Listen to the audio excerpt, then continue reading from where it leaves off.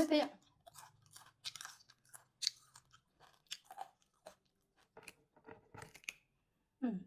Chắc bắt đó. Ôi đó coi nè. Từ nó cái làm sầm khăn cây dông cùng clear nó sẽ cái ngang này anh ấy bà hạt cả lọc cây nồng sáng bà hạt lê bà hạt chấm rau mùi bảy món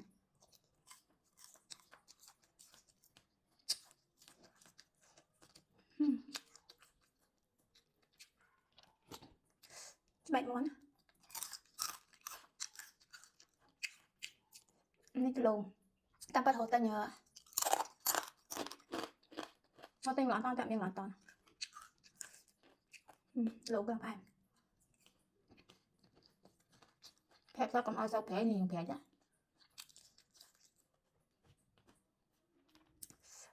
mấy lần cái chồng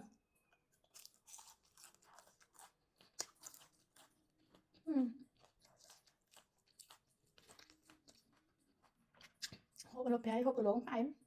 giang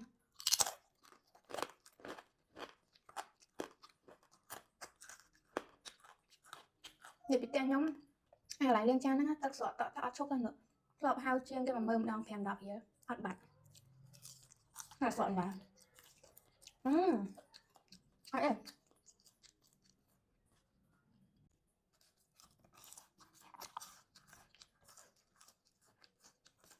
ai phần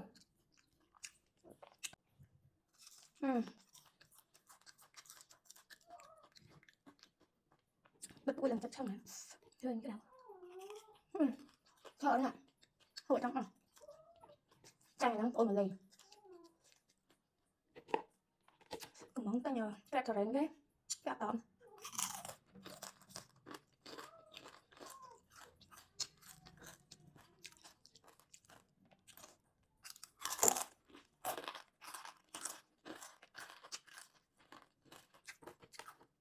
bảy món phép đó do phép một ăn phép rồi có cái bên chia sẻ rồi cả hai khử này cái còn đặc lọc hành tệ họ bên tay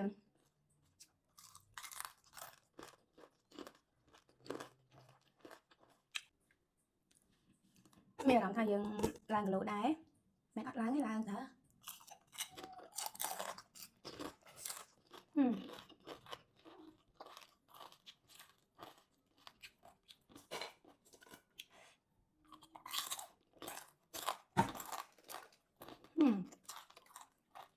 chỗ trong đó ai cũng mà ai thì mang người này